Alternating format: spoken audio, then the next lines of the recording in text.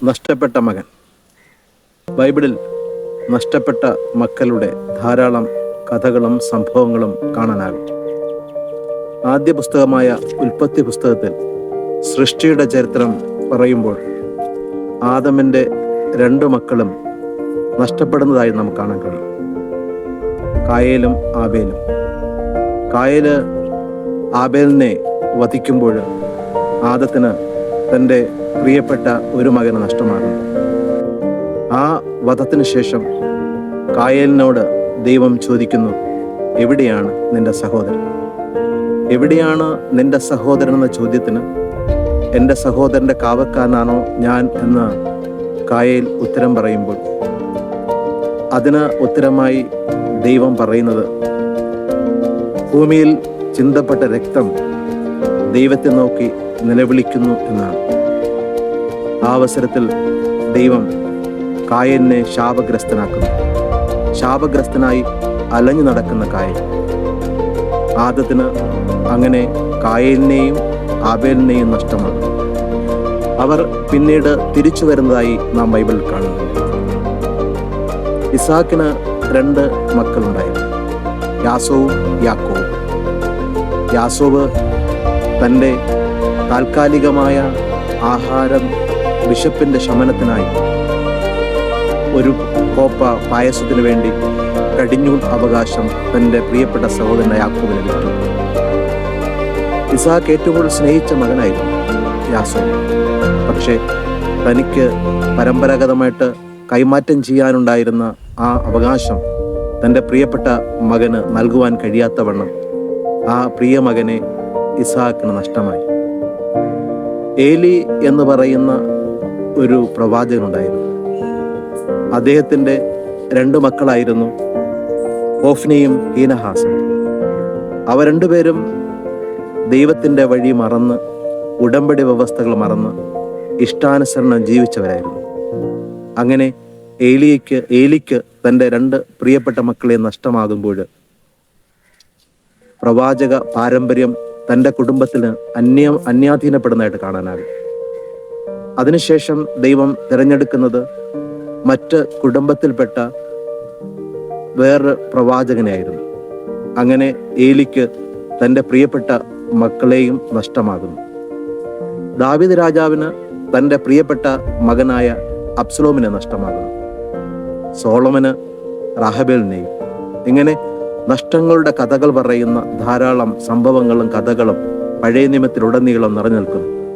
പക്ഷേ ഇവിടെയൊക്കെ നാം കാണുന്നത് മക്കൾ ആരും തന്നെ ദൈവസ്നേഹത്തിൻ്റെ സന്തോഷവും സമാധാനവും തിരിച്ചറിഞ്ഞ് മടങ്ങി വരുന്നില്ല എന്നുള്ളതാണ്. പുതിയ നിയമത്തിൽ യേശു ക്രിസ്തു ഒരു കഥ പറയുന്നുണ്ട്. ആ കഥയിൽ ഇളയ മകൻ തനിക്ക് കിട്ടിയ ഓഹരിയും വാങ്ങി ചുറ്റി സഞ്ചരിക്കുകയും സുഖലോലുപതയായി മുഴുകുകയും ചെയ്യുന്നു. ആ സുഖലോലുപതയിൽ മുഴുകി തൻ്റെ സ്വത്തും അവകാശവുമെല്ലാം നഷ്ടപ്പെടുമ്പോൾ ആ മകൻ തിരിച്ചറിയുകയാണ് താൻ തന്നെ അധികമായി സ്നേഹിക്കുന്ന വത്സല പിതാവിനെ കുറിച്ച്.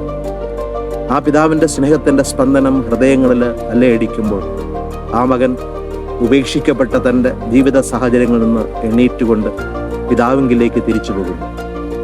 യേശുക്രിസ്തു നമുക്ക് പറഞ്ഞു തരുന്നത് സ്നേഹിക്കുന്ന ഒരു പിതാവിനെ കുറിച്ചാണ്. നഷ്ടങ്ങളുടെ ഇടയിലും ഉപേക്ഷിക്കലുകളുടെ ഇടയിലും ഏകാന്തതയുടെ തടവിലുമൊക്കെ നമ്മെ തേടി സ്നേഹത്തോടുകൂടി മാടി വിളിക്കുന്ന ഒരു പിതാവ്. ആ പിതാവിൻ്റെ സ്നേഹമാണ് ഏറ്റവും വലിയ ശ്രേഷ്ഠമായിട്ട് യേശുക്രിസ്തു ഈ ലോകത്തിന് മുന്നിൽ അവതരിപ്പിക്കുന്നത്. പെറ്റമ്മ മറന്നാലും മറക്കാതെ വണ്ണം സ്നേഹിക്കുന്ന പൈതൃകമായ സ്നേഹത്തിൻ്റെ ശക്തമായ വാക്കുകളാണ് ഈ കഥയിലൂടെ യേശു നമുക്ക് വെളിപ്പെടുത്തിരുന്നത്. ദൈവസ്നേഹം എന്നത് പൈതൃകമായ സ്നേഹത്തിൻ്റെ ധാരാളിത്തമാണ്. ആ സ്നേഹം ഓരോ മകനെയും ഓരോ മകളെയും തേടി വരികയാണ്. ജീവിതത്തിൻ്റെ ഏതറ്റം വരെ ആയിരുന്നാലും ഏതവസ്ഥയിലായിരുന്നാലും ആ അവസ്ഥയിൽ നിന്ന് ഉയർത്തിക്കാട്ടുവാനും ജീവിതത്തെ വീണ്ടും തിരിച്ചു പിടിക്കുവാനും സഹായകമാകുന്ന രീതിയിൽ അവൻ കൂടെയുണ്ട്, ഒപ്പമുണ്ട്, ശക്തമായി, പ്രചോദനമായി, സ്നേഹത്തിൻ്റെ തിരത്തളലായി. ഈ സ്നേഹത്തിൻ്റെ പിതാവിനെ ഹൃദയത്തിൽ അനുഭവിക്കുന്തോറും ശക്തമായ ചൈതന്യമായി ഉൾത്തടങ്ങൾ തുടിച്ചുകൊണ്ടേയിരിക്കും. ഇന്ന് നാം ജീവിക്കുന്ന ഈ കാലഘട്ടത്തിൽ മക്കളെ നഷ്ടമാകുന്നത് സാധാരണമായി മാറിയിരിക്കുകയാണ്. കൂട്ടുകെട്ടിലൂടെയും മാധ്യമങ്ങളിലൂടെയും ഒക്കെ ഉണ്ടാകുന്ന ചിന്തകളും താല്പര്യങ്ങളുമൊക്കെ മാതാവിനെയോ പിതാവിനെയോ ഒക്കെ നഷ്ടപ്പെടുത്തുവാൻ ഉതകുന്ന രീതിയിൽ സ്വാധീനങ്ങളായി തീരുന്നു. അതിന്റെ ഫലമായി മക്കള് ദൂരദേശത്തും അന്യദേശത്തും അന്യഭവനങ്ങളിലുമൊക്കെ ചെക്കേറുമ്പോൾ ഈ പൈതൃക സ്നേഹം അപ്പോഴും മാടി വിളിച്ചുകൊണ്ടിരിക്കണം. യേശുവിന്റെ സ്നേഹം പിതാവിന്റെ സ്നേഹത്തെ വെളിപ്പെടുത്തി തരുമ്പോൾ ഈ പൈതൃകമായ സ്നേഹത്തിന്റെ തിരിച്ചറിവാണ് നാം സ്വന്തമാക്കേണ്ടത്. സാധാരണഗതിയിൽ എന്തുകൊണ്ടായിരിക്കാം ഈ ധൂർത്തപുത്രൻ മടങ്ങി വരുന്നത് എന്ന് ചിന്തിച്ചാൽ നമുക്ക് മനസ്സിലാകും.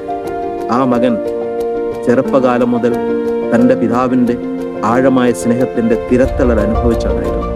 ആ സ്നേഹത്തിന്റെ അനുഭവത്തിൽ നിന്ന് ആ സ്നേഹത്തിന്റെ കരങ്ങൾ തട്ടിമാറ്റി കളയുവാൻ കഴിയാതെ വണ്ണം ആ മകനെ പിന്തുടരുകയായിരുന്നു ദൈവസ്നേഹം, പൈതൃകമായ സ്നേഹം. ആ സ്നേഹത്തിന്റെ ശക്തമായ ഉൾവലിവ് ആ മകൻ അനുഭവിക്കുവാൻ കഴിയുകയും അത് നഷ്ടങ്ങളുടെ വിടവിലൂടെ കണ്ടെത്തുവാനും അതിലേക്ക് പൈതൃകമായ സ്നേഹത്തിന്റെ തണലിലേക്ക് തിരിച്ചു പോകുവാനും മകനെ പ്രചോദിപ്പിച്ചു.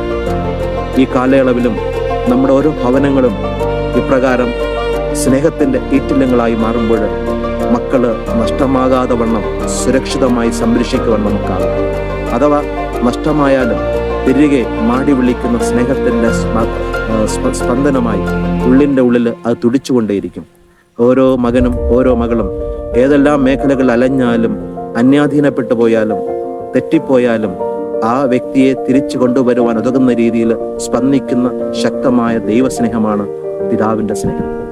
ആ പിതാവിന്റെ സ്നേഹം തിരിച്ചറിയുവാനുള്ള അവസരമാണ് ഈ തപസ് കാലം എന്നത്.